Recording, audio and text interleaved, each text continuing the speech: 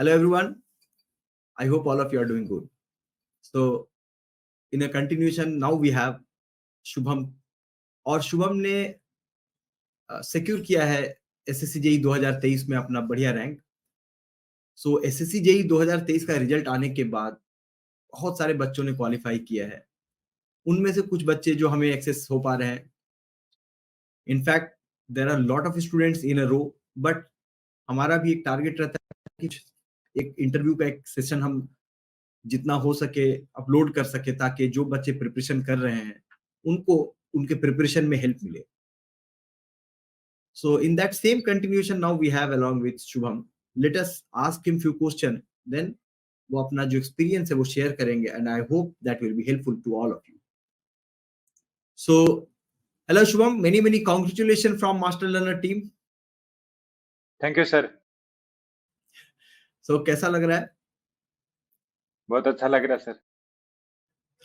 So Shubham, actually क्या है, बहुत सारे स्टूडेंट्स ये वीडियोस देखते हैं और तुम जब सक्सेस हासिल करते हो तो तुम्हारे एक्सपीरियंस को वो लोग सुन के अपने थोड़ा सा वो भी उससे हेल्प लेते हैं। सो थोड़ा बताओगे अपने, अभी फिलहाल ये बताओ पहले तुम हो कहाँ? मैं सर राजस्थान जयपुर से हूँ। Rajasthan Jaipur, that's great. So अभी बताओ कि तुम्हारा ये जो प्रिपरेशन जर्नी रहा है एसएससी जेई का, इसके बारे में थोड़ा बताओ। सर मैंने ये एसएससी जेई मेंस की तैयारी है आईएएस लर्निंग मास्टर से की हुई है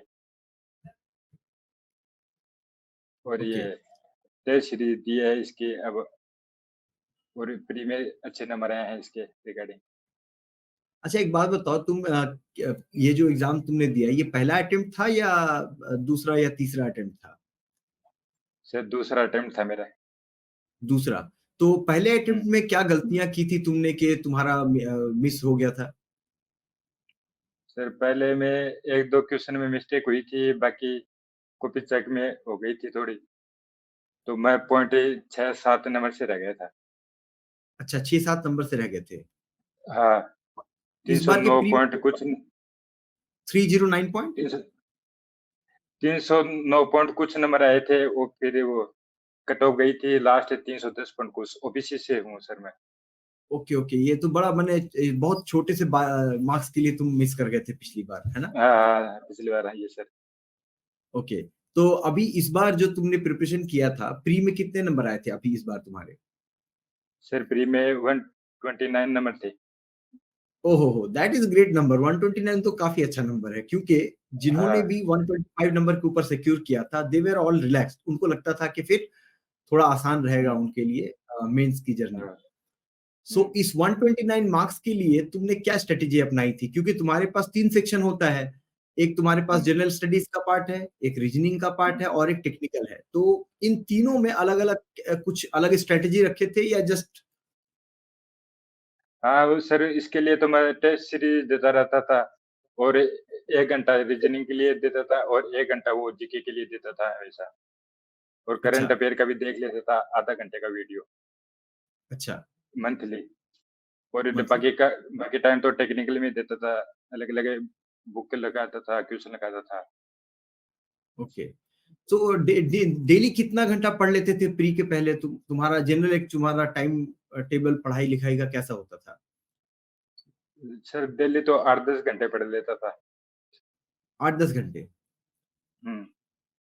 सो इसका मतलब हाईली डेडिकेटेड थे। तो इसमें ऐसा नहीं हुआ कभी कि प्रिपरेशन करते समय कभी 10 दिन 15 दिन के लिए किसी कारणों से तुम्हारा प्रिपरेशन रुक गया हो, कोई छोटी परेशानी आ गई हो या कुछ फेस्टिवल का की वजह से, ऐसा कभी हुआ? नहीं सर ऐसा नहीं है, अभी की बार तो ऐसा लग रहा था, दुख हुआ था पिछली बार, तो एक की बार तो लग रहा था लेना ही है सिलेक्शन तो। नहीं, ये सवाल पूछने के पीछे मेरा कुछ कारण था और बहुत अच्छा ये जवाब भी तुम्हारा उसी के डायरेक्शन में है।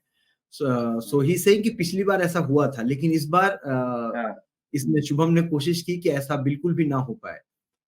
तो हम्म, ये बात ये तो और भी बच्चे करते हैं कि भाई कंटिन्यूएशन रहना चाहिए तुम्हारी पढ़ाई में, क्योंकि कंटिन्यूटी अगर लंबे समय के लिए ब्रेक करते हो तो थोड़ा-सा प्रॉब्लम तो ज़रूर होता है। Yes so sir. शुभम, एक बात बताओ, ये जो प्री का एग्ज़ाम लिख दिए उसके बाद प्री वाले में टेक्निकल में तुमने कितने क्वेश्चन बनाए थे? सर टेक्निकल में 65 आए थे मेरे नंबर, 65 आए थे, 66 इतने नंबर आए थे प्री में।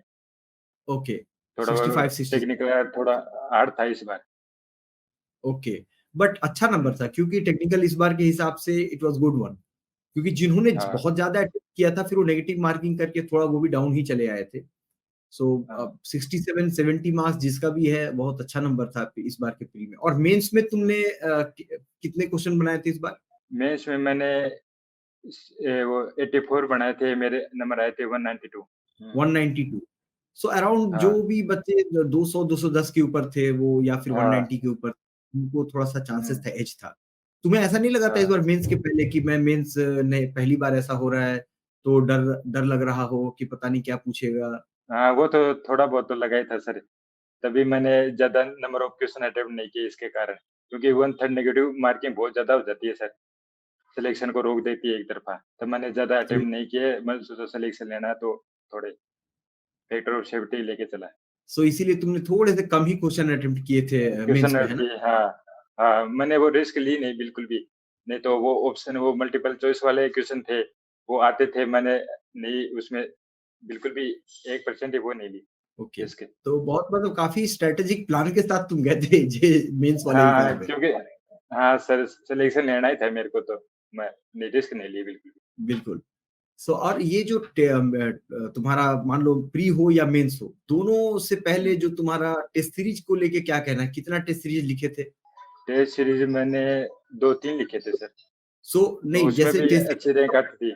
टेस्ट सीरीज जैसे प्री के पहले सपोज प्री एग्जाम के पहले कितने टेस्ट सीरीज लिखे होंगे तुम टोटल 10, 12 या सिर्फ 15, अच्छा 20 या नंबर ऑफ 2? टेस्ट क्या? हाँ, number number of of test test. ज़्यादा थे, हाँ, 20-30 लिखे थे सर मैंने। तो ये तुमने प्री के पहले भी लिखा तो था और मेंस के पहले भी टेस्ट सीरीज दिया था? हाँ, मेंस के पहले दिया था, 2 का ही दिया था। मतलब 20 क्वेश्चन लिखे थे, 20 टेस्ट लिखे थे मैंने मेंस के। 20 टेस्ट करीबन लिखे थे।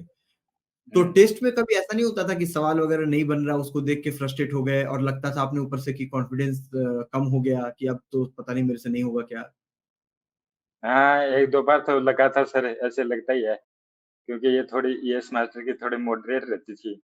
तो मैं क्या है अच्छा, उन क्वेश्चनों को देख के अपने नोट्स में उतार लेता था, उनसे सीखता था उसके अच्छा। अराउंड जो भी वो कॉन्सेप्ट है उसके।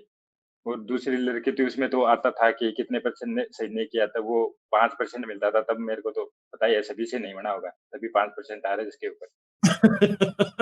हुँ, तो वो थोड़ा तुमको लगता था चलो ज़्यादातर लोगों से नहीं बना है तो कोई बात ही नहीं नहीं बना। फिर। हाँ, वही तो क्योंकि वो ग्रुपों में डिस्कस करते रहते थे छोरे कि ये थोड़ा हार्ड है, ये ऐसे है, तब हाँ, ऐसे रिलैक्स फील होता था। क्योंकि डिमोटिवेट होने का तो वो मतलब नहीं है सर, 1 महीना ही था, अच्छा ये इस बार तो जब जो भी समय करना। बहुत कम था। समय बहुत कम था हाँ, प्री वही और तो। मेंस के, तो हाँ, मेंस के लिए कुछ अलग से स्ट्रैटेजी अपनाए थे क्या? नहीं स्ट्रेटेजी तो यही थे, आपका कोर्स ले रखा था ये स्मार्ट लर्नर का, वो देखता था वीडियो और टेस्ट सीरीज़ बनाता था और वो शॉर्ट नोट्स पढ़ता रहता था। यही था सर, 1 महीने में तो यही हो पाएगा। गेट ईएस की बुक लगाई थी, दिवाली से बिल्कुल। पहले लगा ली थी सर वो तो। एक्चुअली जितना हो सकता था तुमने वो सब कर दिया था। इससे ज़्यादा एक्चुअली में करना थोड़ा-सा टफ है। हाँ, वही तो सर, वही है मैंने मेरे हिसाब से फुल एफर्ट लगाया था। So nice hmm, nice it was nice कि तुम्हारा एफर्ट जो है वो तो सही डायरेक्शन में था and you got that rank also. Shubham तुम हुँ। कहाँ से पढ़ाई किए हो? Sir government college Bikaner Rajasthan में। बीकानेर से। तो तुम्हारे तो कॉलेज में बहुत सारे स्टूडेंट्स जूनियर वगैरह होंगे जो वहाँ से हाँ, पढ़ाई कर रहे हैं। उन सारे जूनियर्स को क्या हाँ, मैसेज दोगे तुम? कुछ देना चाहोगे वही मैसेज कहना अपने था, सारे वही है सर ये वही है जितना मेहनत करेंगे वो उतना ही आगे निकलेगा। जितने ब बुक लगाएँगे, जितने कॉन्सेप्ट सीखेंगे, यही है। सो बेसिकली शुभम मुझे लगता है कि जो तुम्हारा एक मेजर पार्ट है दैट इज़ कि मेहनत करना ज़रूरी है। क्यों? हाँ, हाँ, यही है if you sir. Want to achieve if you want to achieve something अगर आपको चाहिए कि मैं कुछ आइदर एसएससी, जेईई या किसी एग्ज़ाम में सक्सेस मुझे चाहिए, तो हुँ, एफर्ट लगाना बहुत इम्पोर्टेंट है। अगर एफर्ट नहीं है और कंटिन्यूटी नहीं है, सबसे बड़ी बात मतलब हाँ, बीच में ही छोड़ दिए या फिर जो आपका पोर्शन है, आपको सिलेबस कवर करना है, आपको प्रॉपर्ली रिवीजन करना है और आपको ठीक एग्ज़ाम के 2-3 महीने पहले से आपको टेस्ट सीरीज़ लिखना है। फिर उस टेस्ट सीरीज़ को लिखने में आपको उन सारे क्वेश्चन्स को जहाँ पे आपको मुश्किलातें आ रही, प्रॉब्लम्स आ रही, उनको आपको ध्यान से देखना है कि क्या ठीक करना है, कैसे ठीक करना है। ये एक जर्नी है तब जाके आप फिर एग्ज़ाम प्रॉपरली एक एग्ज़ाम लिखने के काबिल हो जाते हैं। क्या शुभम? हाँ, यही है सर। वो ये टेस्ट सीरीज देते रहना है, दिन में 1-2 टेस्ट सीरीज दे ही दो, क्योंकि उसे काफ़ी सीखने को मिलता है, उसके अराउंड कॉन्सेप्ट सीखने को मिलते हैं सर। क्योंकि ऐसे थ्योरी पढ़ने से तो ऐसे पता नहीं लगेगा कि कौन सा क्वेश्चन की फ्रेम बन सकती है, कौन सी नहीं बन सकती है।